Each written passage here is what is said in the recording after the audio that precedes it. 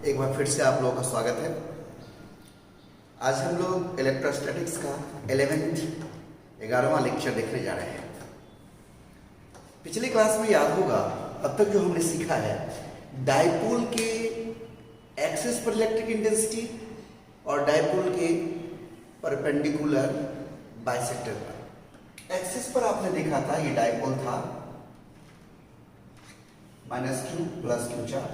Axis ये इस पर इसके मिडिल पॉइंट से r दूरी पर आपने देखा था इलेक्ट्रिक इंटेंसिटी जो आया था वो E का मान जो था एक्सिस पर वो था P / 2πε0 r³। ध्यान दीजिए E का डायरेक्शन P के डायरेक्शन में था और P का डायरेक्शन होता है माइनस से प्लस की ओर, यानी इधर P होता है और इसी दिशा में हमारा E ही था, यानी इधर E था। ये एक्सिस वाला याद करिए, P और E एक दिशा, ये हमने देख चुका है। फिर हमने बाइसेक्टर पर देखा था, यहां देखिए, यहां पर देखिए बाइसेक्टर पर देखा था r दूरी पर। यहां पर जब हमने इलेक्ट्रिक इंटेंसिटी निकाला था तो P तो माइनस से प्लस की ओर इधर होता है, लेकिन इलेक्ट्रिक फील्ड इसकी विपरीत दिशा में इधर आया था परपेंडिकुलर बाइसेक्टर पर, यानी इसका जो रिजल्ट था वो था -P। देखिए ये परपेंडिकुलर बाइसेक्टर पर P के अपोजिट था, डिवाइडेड बाय 4πε0 r³। दोनों में हमने रिलेशन भी देखा था कि एक्सिस पर जो होता है वो 2 टाइम्स होता है परपेंडिकुलर बाइसेक्टर। ये अब तक हमने पिछले क्लास में देखा था। आज हम आगे बढ़ेंगे और देखेंगे कि किस प्रकार से इलेक्ट्रिक इंटेंसिटी डायपोल की वजह से किसी भी पॉइंट पर निकल सकता है। Electric intensity at any point due to dipole. ध्यान से देखिए, यहां पर एक इलेक्ट्रिक डायपोल है, बीच की दूरी जैसा कि आप जानते हैं हर वक्त हम डेल्टा x ही लेते हैं। यह -q चार्ज है और ये +q चार्ज है और यहां से थीटा कोण बनाकर r दूरी पर किसी पॉइंट पर, एक कोई पॉइंट मान लीजिए m नाम दे दिया, यहां पर हमें इलेक्ट्रिक इंटेंसिटी जानना है। ध्यान दीजिए, इस कंडीशन में इसको जानने के लिए हम क्या करेंगे, डायपोल मोमेंट जो P हमारा है, इस P का 2 कंपोनेंट लिखेंगे। एक कंपोनेंट इस दिशा में P cos थीटा और दूसरा इसका perpendicular component P sin theta. ध्यान दीजिए, अब डायपोल मोमेंट P 2 दिशाओं में बट गया है, एक P cos थीटा r की दिशा में और P sin थीटा r के परपेंडिकुलर डायरेक्शन में। यानी P cos थीटा के लिए r जो है, ये जो पॉइंट m है वो एक्सिस पर हो गया और P sin थीटा के लिए बाइसेक्टर हो गया। एक बार फिर से सुन लीजिए इस बात को, ये डायपोल मोमेंट P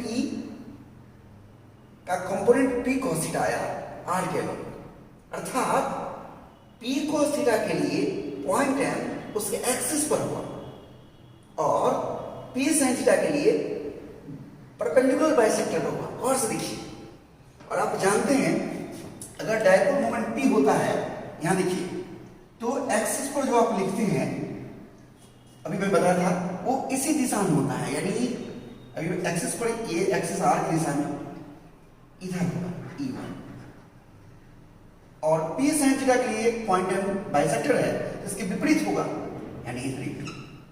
ध्यान से समझिए हमारी बातों को, ध्यान से। मैंने क्या समझाया, यहां लिख देता हूं मैं, E1 क्या है, इलेक्ट्रिक इंटेंसिटी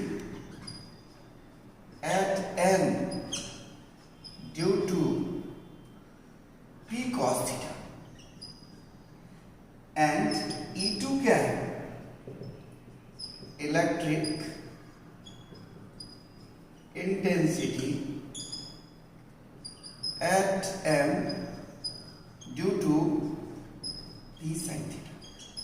यानी P cos थीटा के लिए पॉइंट m एक्सिस पर है, लेकिन ये एक्सिस हुआ इस पर है, इसके लिए इस P के लिए एक्सिस ये हुआ अब P cos थीटा एक्सिस ये हुआ, P sin थीटा एक्सिस ये हुआ, तो P sin थीटा के लिए एक्सिस ये हुआ तो उसका परपेंडिकुलर ये हो, ध्यान देना है, तो परपेंडिकुलर पॉइंट में है तो उसकी विपरीत समय। तो E1 क्या होगा, E1 ध्यान दीजिए, अभी मैं सिखा रहा यहाँ पर एक्सिस पर लिखते हैं तो क्या लिखते हैं, P divided by 2 pi epsilon not are cube. यहाँ P के चलते हैं, डायपोल P के चलते हैं, लेकिन यहाँ पर E1 जो है वो तो P cos थीटा के चलते हैं, यानी P cos थीटा, ध्यान दीजिए P के जगह पर P cos theta divided by 2 pi epsilon not are cube. इसी प्रकार E2 का मैग्नीट्यूड कितना होगा, देखिए परपेंडिकुलर बाइसेक्टर क्या होता है, P मैग्नीट्यूड लिख रहा हूं साइन माइनस के 4 pi epsilon not are cube. उसी प्रकार से यहां पर तो P sin थीटा का परपेंडिकुलर है तो P के बजाय P sin थीटा होगा। गौर करिए, अगर P होता तो P लेते, लेकिन यहां पर क्या है, P sin theta, P sin theta divided by 4 pi epsilon not are cube. अब दोनों एक दूसरे के परपेंडिकुलर डायरेक्शन में है, E1 और E2, तो दोनों को जोड़ेंगे हम। अब तो पढ़े होंगे पैरेललोग्राम लॉ ऑफ एडिशन, उससे हम जोड़ देंगे, ये हमारा नेट E आएगा, E का मान जो होगा वो E1 प्लस E2 होगा।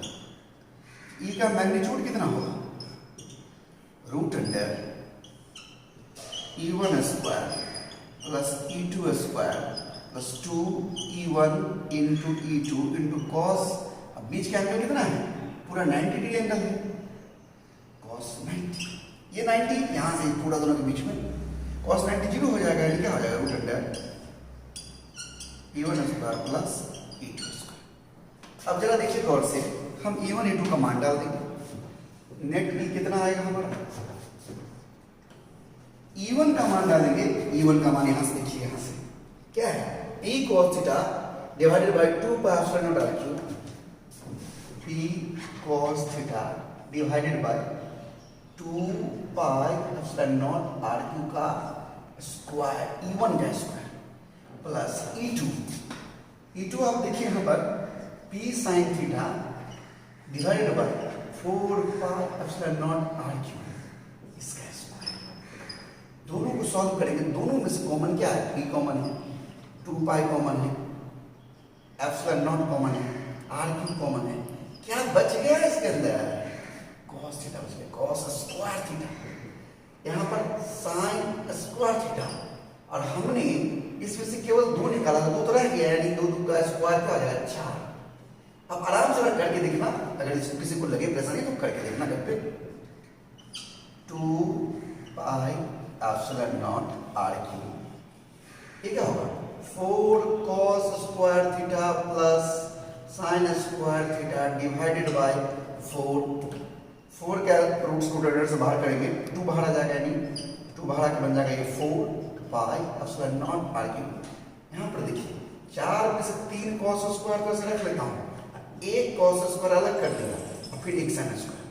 आप जानते हैं cos स्क्वायर प्लस स्क्वायर क्या होता है, ये क्या होता है, ये 1 होता है, यानी P divided by 4 pi epsilon not are cube, ये 3 cos स्क्वायर थीटा प्लस 1, ये हमारा E का मान निकल चुका है। अब गौर से देखिए, डायपोल के चलते किसी भी पॉइंट पर मैग्नीट्यूड निकल चुका है। अब हम इसका डायरेक्शन दिखाएंगे, आप एक बार ध्यान से इस चित्र को देखिए और स्क्रीनशॉट ले लीजिए।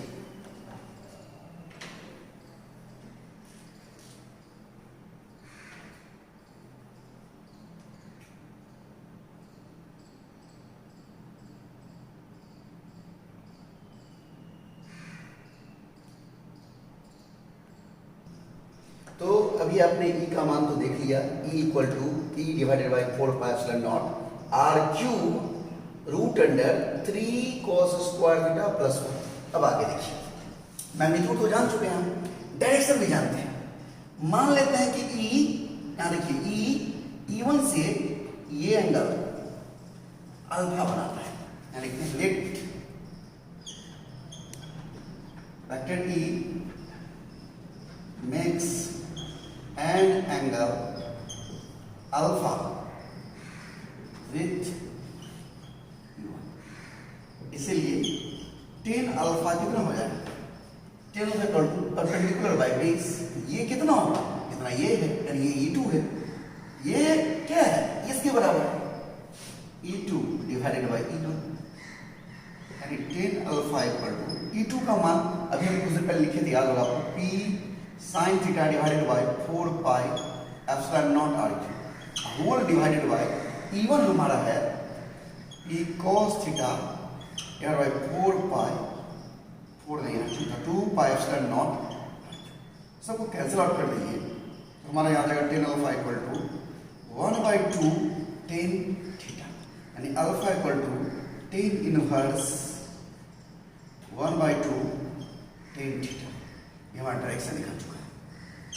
अब हम चेक करके देख सकते हैं कि हमारा सही है गलत है, आइए जरा चेक करते हैं। स्पेशल केस चेक कर रहा हूं,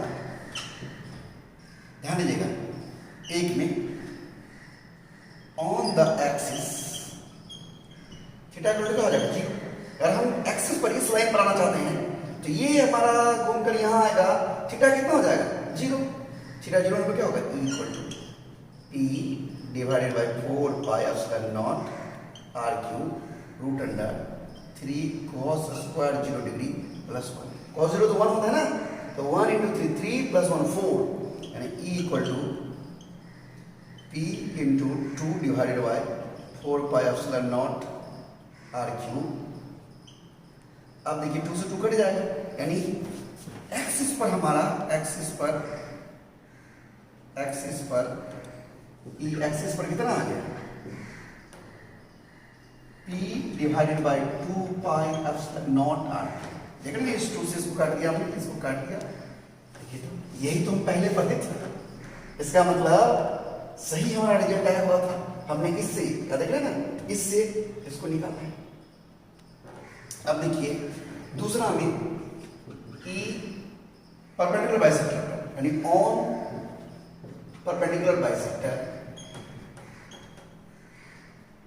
थीटा क्या होगा 90 डिग्री, इसीलिए E पर क्या हो जाएगा P divided by 4 pi epsilon not r cube, तो यहाँ है, ये आप देख रहे हैं हम root under 3 cos square 90 degree plus 1, cos 90 क्या होगा जीरो, जीरो प्लस 1 यानी 1, यानी P divided by 4 pi epsilon not r cube, match कर गया। इसका मतलब हमारा जो रिजल्ट आया था किसी भी पॉइंट पर वो बिल्कुल सही था। मजा आ रहा है। अब हम कुछ न्यूमेरिकल एग्जांपल्स देखेंगे। आप लोगों ने कमेंट सेक्शन में जाकर न्यूमेरिकल्स पूछे नहीं हमसे, तो मैं बताऊंगा क्या, लेकिन कुछ सवाल जो कमेंट सेक्शन में पूछे हुए हैं वो मैं आपको बताता हूं, एक बार आप इसको ध्यान से देख लें।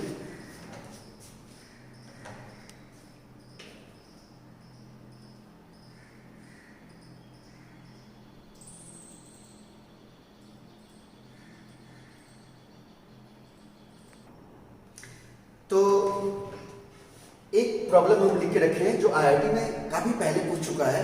देखिए जितना हम लोग पढ़े हैं उस आधार पर कुछ क्वेश्चन देखते हैं।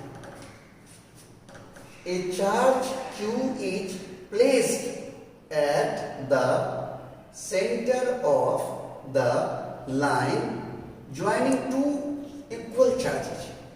दो बराबर चार्ज को ज्वाइन करने वाले लाइन के बीच में एक Q चार्ज रखा है, charges capital Q। The system of the three charges will be in equilibrium, और ये संतुलन में रहेगा पूरा तीनों चार्ज का system. If Q is equal to, तो बताइए Q का मान इस चारों में से A B C D में से क्या होगा? आइए बना के देखते हैं। ध्यान से देखिए, एक चार्ज यहां पर प्लस Q चार्ज, यहां पर देखिए प्लस Q चार्ज, और इसके बीच में मान लीजिए इस दूरी को अगर हम 2r कह दें, इसके बीच में एक चार्ज Q रखा है। Q का मान क्या होगा ये जानना है ताकि ये पूरा इक्विलिब्रियम में रहे। तो किसी एक चार्ज पर विचार करते हैं, इसकी जगह का नाम हम A दे देते हैं, इसका B देते हैं, इसका नाम O दे देते हैं। तो हम अगर एट B पर देखें, B पर विचार करते हैं, जरा गौर से देखिए, तो इस B पर जो प्लस Q चार्ज है इसको ये प्लस Q चार्ज रिपेल करेगा। मान लीजिए कि फोर्स कुछ नाम दे देता हूं, मान लीजिए कि F1 से रिपेल कर रहा है, तो निश्चित तौर पर इसको इक्विलिब्रियम में रहने के लिए इसके द्वारा जो फोर्स लगना चाहिए, इसके द्वारा वो इधर होगा, तब ना नेट फोर्स पर जीरो होगा। इक्विलिब्रियम में होना मतलब नेट फोर्स जीरो होना। इक्विलिब्रियम में होने का मतलब समझ में आया? तो ये मान लीजिए कि फोर्स इसके द्वारा F2 लग रहा है, ध्यान दीजिए F1 कौन लगाया? कैपिटल Q इस कैपिटल के ऊपर, और F2 कौन लगाया? ये स्मॉल q इस कैपिटल Q जो कि पर है उसको, देख रहे हैं? अब देखिए फॉर इक्विलिब्रियम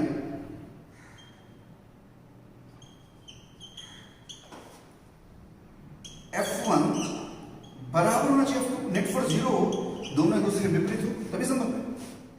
यानी जितना F1 से धक्का दे रहा है उतना ही अट्रैक्ट भी कर रहा होगा। F1 इस दोनों के बीच का फोर्स है, ध्यान से देखिए इस दोनों के बीच का क्या होगा? Q into Q divided by 4 pi epsilon not, दिख रहा है ना? और ये बीच का दूरी 2r है, और इस दोनों के बीच का फोर्स देखिए क्या होना चाहिए? तो ध्यान दीजिए Q इंटू Q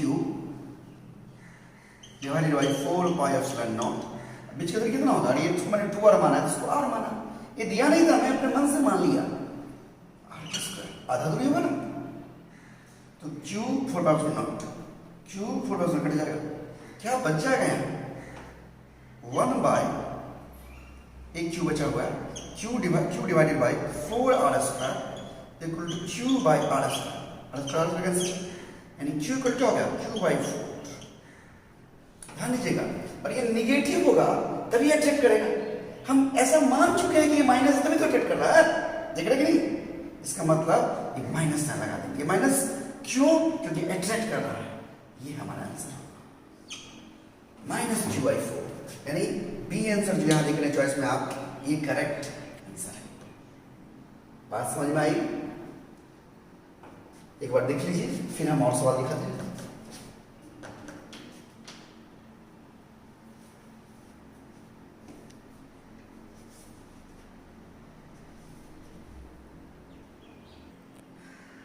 तो हम फिर से एक क्वेश्चन नोट कर लिए हैं, कई सारे कॉम्पिटिटिव एग्जाम में आया है। अभी मैं पूरा स्क्रीन पर दिखाता हूं, आप इसको स्क्रीनशॉट ले लेंगे क्वेश्चन को, फिर नोट कर लेंगे अपने नोटबुक में, और पीछे से रिवीजन करते रहिएगा। पढ़ाई का मेन थीम है रिवीजन। पिछले क्लास का लेक्चर जो हमारा 10वां लेक्चर था, देखिएगा, उसमें होमवर्क में दिया था, उसको बनाइएगा। जो नहीं बने उसको कमेंट सेक्शन में जाकर पूछिए हमसे, हम आपको बताएंगे। यहाँ देखिए इस क्वेश्चन को, आराम से स्क्रीनशॉट ले लीजिए। ओके, अब हम आपको समझाते क्वेश्चन। टू सिमिलर स्फीयर्स, एक समान दो स्फीयर है, आर सस्पेंडेड बाय स्ट्रिंग्स, धागा से लटकाया गया है, ऑफ इक्वल लेंथ, और दोनों धागे की लंबाई क्या है? बराबर है। समान स्फीयर है और धागा से एक स्फीयर लटका दिया, फिर दूसरा लटका दिया, और दोनों के धागे की लंबाई क्या है? बराबर है। When they are suspended in air, जब उसको हवा में लटकाते हैं, then the angle between the strings is 30 degree, उसमें लटकाए तो ऐसे भाग आता है 30 डिग्री को बनाते, लेकिन ऐसा क्या है ना, ऐसे भागा है। क्यों? इसका दोनों पर पॉजिटिव चार्ज है, दोनों पर समान चार्ज है, दोनों रिपेल करके दूर भागा, 30 डिग्री को बना लिया 30 डिग्री। हवा में ऐसा हुआ, the angle remains the same, और यही एंगल समान रहता है when they are suspended in a liquid of density 0.8 ग्राम पर सेंटीमीटर। एक ऐसा लिक्विड जिसका डेंसिटी दिया हुआ है इतना है, उसमें भी लटकाने पर इसी तरीके से 30 को बना लेता है। कैलकुलेट द डाइलेक्ट्रिक कांस्टेंट, तो बताइए डाइलेक्ट्रिक कांस्टेंट मतलब हुआ एप्सिलॉन आर का मान। किसका मान? एप्सिलॉन आर का मान कितना होगा? Of the liquid if density of the material of the sphere is 1.6 ग्राम पर सेकेंड। वो जो बॉल है जो लटकाए थे जिसको, उसका डेंसिटी ये दिया हुआ है। आइए इधर देखते हैं हम लोग।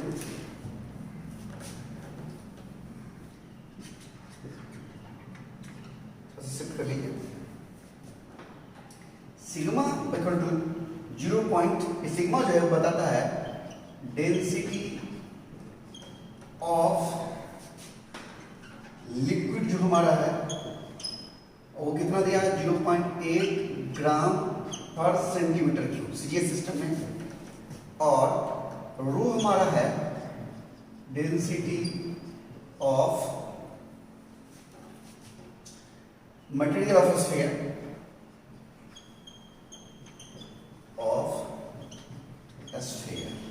ये है हमारा 1.6 ग्राम पर सेंटीमीटर। देख रहे हैं, पहले हम बात कर रहे हैं हवा, एयर में जब लटकाते हैं दोनों को तो क्या हो रहा होगा, एक दूसरे को रिपेल कर रहा होगा। ये लिख देता हूं, मतलब एयर, अरे बीच का एंगल 30 डिग्री है, तो पूरा एंगल 30 डिग्री है, इसको जरा हम 20 से बांट दें तो आधा आधा हो जाएगा 15-15 डिग्री। तो इस आधा आधा को नाम देते थीटा थीटा, ध्यान रहे दोनों मिल जाएगा तो थीटा का मान 30 डिग्री। देख रहे हैं, नीचे जो है इस स्फीयर पर, नीचे दोनों पर कुछ चार्ज होगा, मान लेते हैं कि क्यू चार्ज है, क्यू चार्ज इस पर है, इस पर भी क्यू चार्ज है। अब देखिए रिपेल कर रहा है दूसरे को, इस स्फीयर पर एक अपना इसका मास तो कुछ होगा mg लग रहा होगा, और धागा में जो टेंशन होगा कुछ तो होगा, मान लीजिए टी होगा, ये एंगल भी थीटा होगा, तो ये क्या होगा टी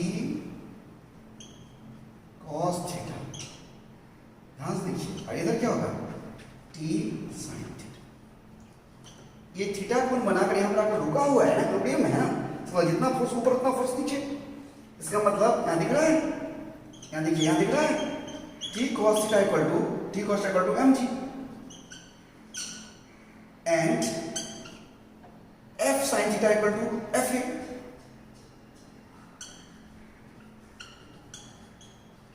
ये fa क्या है, दोनों चार्ज बीच के रिपल्सन, यहां मैं लिख देता हूं उसका मान, fa का मान, या यहां लिख देता हूं fa का मान लिखिए, क्या होगा q इंटू क्यू, अब 1/4 को हम k लिख देते हैं, k क्यू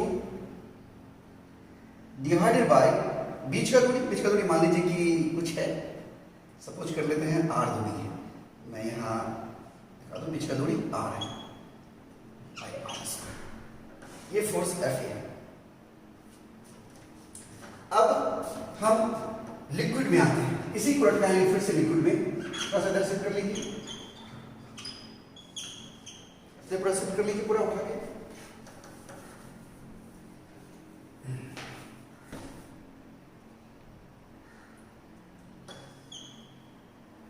उसी स्फीयर को हम लिक्विड डाल दिया, ऐसा दिखाते हैं आपको कि एक बड़ा सा बर्तन है, इसमें लिक्विड है और उसमें हम ज्यादा दिखाएंगे तो गंदा हो जाएगा। अब देखिए फिर से इस दोनों में जो रिपल्सन फोर्स लगा है, आप जो फोर्स लगा रिपल्सन फोर्स वो तो मीडियम में होगी, FM लिक्विड। अब नया टेंशन हो जाएगा, वो T1 हो जाएगा। अब जो mg होगा वो तो वही रहेगा, लेकिन एक इस अभी भी एक 30 डिग्री ही है, तो ये थीटा और ये थीटा, तो थीटा में कितनी डिग्री है अभी भी, तो अभी भी ये हो जाएगा हमारा थीटा ही रहेगा, और इधर हो जाएगा T1 cos थीटा, इधर T1 sin थीटा। लेकिन अंतर क्या होगा लिक्विड में जाने के बाद, एक फोर्स ऑफ बॉयंसी लगेगा, एक तो ये फोर्स बदल गया मीडियम वाला, और मीडियम फोर्स क्या होगा, ये FM कितना होगा, हम पढ़ाए थे शुरू का लेक्चर, अगर आपको किसी को छूट गया है जो भी ज्वाइन किए शुरू का लेक्चर देखिए, मीडियम में फोर्स एयर के फोर्स का 1/r टाइम्स होता है। हम मान लेते हैं let εr be the dielectric constant of the medium, be the dielectric constant of medium. तो हवा में जो फोर्स है वो मीडियम में जाने पर 1/r टाइम्स घट जाता है, यानी Fa में εr से घटा देते हैं, Fa का मान पता चल चुका है। यहां पर एक खास बात क्या होगा, मैं दूसरे कलर ब्लू कलर के पेन से दिखाता हूं आपको। यहां पर एक और फोर्स ऊपर को लगने लगेगा, देखिए एक और फोर्स, और वो उत्प्लवन बल, फोर्स ऑफ बॉयंसी। इसे मैं बी लिख देता हूं, फोर्स ऑफ बॉयज। अब क्या लिखिएगा for vertical equilibrium, for vertical equilibrium T1 cos θ plus b equal to mg। ध्यान से देखिए, जरा इसको हम तोड़ देते हैं। T1 cos θ प्लस b क्या होगा? मान लीजिए कि ये जो स्फीयर है इसका वॉल्यूम, ये बॉल का वॉल्यूम v है। मान लेते हैं, लिख देते हैं लेट v है वॉल्यूम ऑफ स्फीयर। तो क्या होगा T1 cos θ, और आप आर्किमिडीज प्रिंसिपल 11th में पढ़े होंगे। क्या कहता है? डिस्प्लेस्ड लिक्विड के वेट के बराबर फोर्स लगता है, force of boys displaced liquid के वेट के बराबर। तो भाई v वॉल्यूम है, तो v liquid, v volume liquid जगह खाली क्या होगा? डिस्प्लेस होगा। तो लिक्विड का वॉल्यूम हो गया v, और लिक्विड का डेंसिटी आपने इधर लिख लिया था, यहाँ देखिए लिक्विड डेंसिटी सिग्मा, तो वॉल्यूम गुना यहाँ देखिए, यहाँ पर देखिए वॉल्यूम गुना डेंसिटी, लिक्विड डेंसिटी सिग्मा है, वॉल्यूम गुना डेंसिटी लिक्विड का मास इनटू जी, ये वेट ऑफ डिस्प्लेस्ड लिक्विड, यही फोर्स ऑफ बॉयंसी b का मान हुआ। ये किसका मान है? ये किसका मान है? b का मान है, समझिए बात को। और mg देखिए वॉल्यूम है v बॉडी का डेंसिटी है रो, वॉल्यूम डेंसिटी मास इनटू जी। यहां से T1 cos θ का मान कितना निकल जाएगा? फिर आगे बढ़ के देखिए, आगे बढ़ जाइए। T1 cos θ इक्वल टू क्या हो जाएगा? v रो g minus v sigma g। Common ले लेंगे हम, v g रो जी पूरा कॉमन ले लेंगे। यहाँ बच गया 1 माइनस v निकल चुका है, g निकल चुका, तो सिग्मा बाय रो हो जाएगा। देखिए v रो जी हमने किसके बदले में लिखा है? यहाँ देखिए, यहाँ पर देखिए, यहाँ पर ये किसके बदले में लिखा? v रो जी mg के बदले में। ये क्या है? mg। वापस आइए यहाँ पे, ये क्या है? mg into 1 minus sigma by rho, हमारा T1 cos θ का मान। ऑल्सो इस चित्र को दिखाइए, यहां पर देखिए इस चित्र को, इस दिशा में जो इक्विलिब्रियम में है, तो क्या होगा?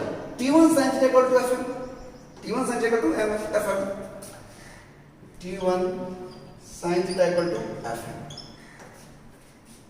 तो इस ऊपर वाला वो कुछ कह देते, मान लीजिए इसको हम 1 कह देते हैं, इसको हम 2 कह देते हैं, तो 2 में 1 से डिवाइड कर दिया गया, तो क्या होगा? T1 sin θ divided by T1 cos θ equal to Fm divided by mg into 1 minus sigma by T1 से 1 कट जाएगा, sin by cos का होगा tan θ equal to Fm divided by mg into 1 minus sigma by, एक tan θ का मान निकल गया। और यहाँ पर जरा एक बार देखिए, कैमरा घुमाइए, यहाँ देखिए, वैसे घुमाइए, वैसे यहां पर देखिए, ये जो t cos θ equal to mg आया था, t f sin θ equal to fa, तो यहां पर भी अगर हम डिवाइड कर दें f sin θ में, ओ नो सॉरी यहां फिगर देखिए, ये f sin θ नहीं, ये t sin θ, sorry t sin θ, तो t sin θ में हम t cos θ डिवाइड कर दें, क्या होगा? fa बाय mg, ठीक है, कैंसिल हो जाएगा, sin बाय cos का होता है थीटा, fa बाय mg। यहां भी इक्वेशन आया हुआ देखिए, और tan theta equal to fa by mg यहां भी है, और यहां भी देखिए tan थीटा इक्वल टू, यहां देखिए tan theta equal to fm by ये, तो दोनों tan थीटा बराबर होना चाहिए, बराबर कर देते हैं। tan थीटा का मतलब हम लिख दें fa by mg equal to fm divided by mg into 1 minus sigma by mg से mg कैंसिल हो जाएगा। अब क्या होगा? fa इनटू इसमें लेंगे 1 minus sigma by rho equal to f। अब थोड़ा सा यहां देखिए, बस यही देखिए, तो fa into 1 minus sigma by rho और ध्यान दीजिए एफएम क्या होता है, अभी मैं बताया था एफएम होता है force in air divided by epsilon. अब एफ से एफ क्या होगा, कट जाएगा। मान डाल दीजिए 1 माइनस सिग्मा का मान 0.8 divided by 1.6 equal to 1 by epsilon r. की काटेंगे तो 2 हो जाएगा, यानी 1 minus 1/2 equal to 1 by epsilon r, यानी 1/2 equal to 1 by epsilon r, यानी एप्सिलॉन आर इक्वल टू 2। यही निकालना था। तो इस प्रकार एप्सिलॉन आर का मान हमने देखा कि 2 निकल गया, यही डायरेक्ट कांस्टेंट का मान। तो किस प्रकार से स्फीयर हमारा जो हवा में लटक रहा था तो 30 डिग्री एंगल था, फिर उसी स्फीयर को एक लिक्विड में लटका दिया, फिर 30 डिग्री एंगल था, तो उस लिक्विड का डायरेक्ट कांस्टेंट क्या था। तो इसमें हमने एलिमेंट के भी कॉन्सेप्ट का इस्तेमाल किया, फोर्स ऑफ बॉयंसी के बारे में जाना, देखा किस प्रकार से लगाते हैं। ध्यान से देखिएगा, अच्छी तरह से नोट करिएगा, वीडियो को रोक रोक कर देखिएगा, उसको नोट करिएगा, फिर समझिएगा, अच्छी तरह समझ में आएगा। और ध्यान नहीं आए फिर दोबारा 2-3 बार देखिएगा वीडियो को, अच्छी तरह से हम आशा करते समझ में आएगा। और जहाँ जो दिक्कत हो आप हमसे पूछिएगा, हम आपको जरूर बताएंगे। Okay bye.